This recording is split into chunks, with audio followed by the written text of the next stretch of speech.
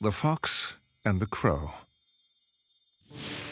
Today's story begins with a couple of empty stomachs. You've heard that right, kids. And do you know whose stomachs those were? Are they going to be fed so we needn't worry no more?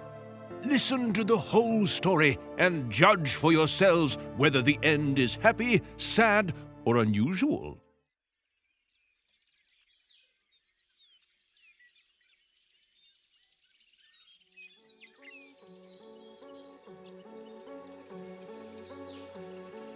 Once upon a time, there was a fox, hungry, of course. And there was also a crow, hungry as well. The crow was quite sad. He sat on a tree branch and spun his head left and right, studying his surroundings. Is there any food in this forest? Is there anything I could eat? He thought to himself.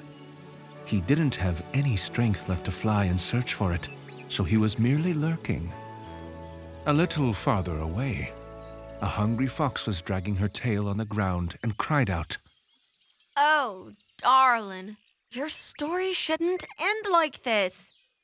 You're the most cunning animal of all. You shouldn't starve to death, especially not in the middle of a forest, which is supposed to be filled with food." And just when they both thought the end was near, the crow spotted a mouse which was rushing somewhere with a piece of cheese in its paws. And the fox spotted the crow.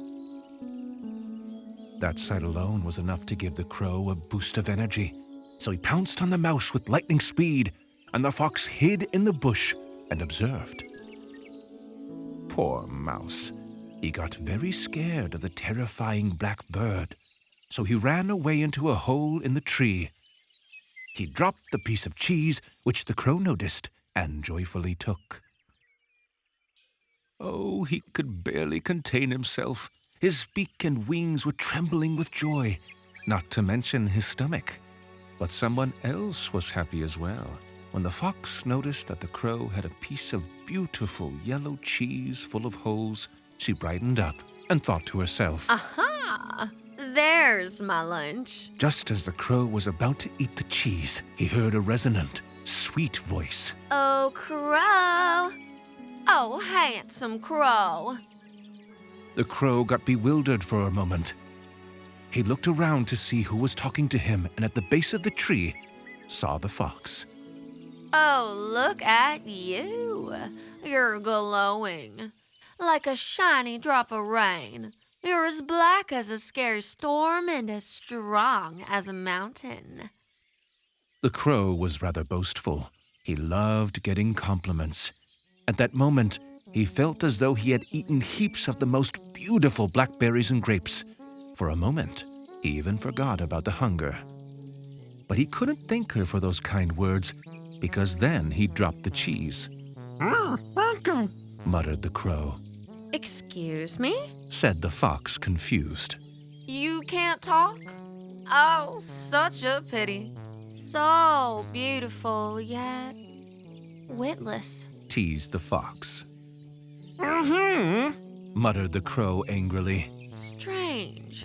And here I thought that crow sang beautifully, but now I'm confused. Are you just lazy, or is your voice so ugly that you're ashamed to sing?" This infuriated the crow. How could anyone say that he, a handsome, shiny, strong bird, couldn't sing? He'll prove her wrong. The crow sang as loudly as he could and dropped the cheese on the ground. The fox snatched it and winked at the confused crow. While she pranced towards the trees, she yelled out, "Are you quite handsome?" "Yes, but what good is that when you're so naive?"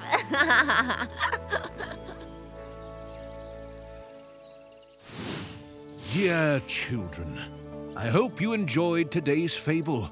I also hope that it will help you distinguish who's disingenuous and who only wishes to use you. And maybe some of you will see themselves in the crow, who couldn't stand not being the best at something. You should learn from other people's mistakes.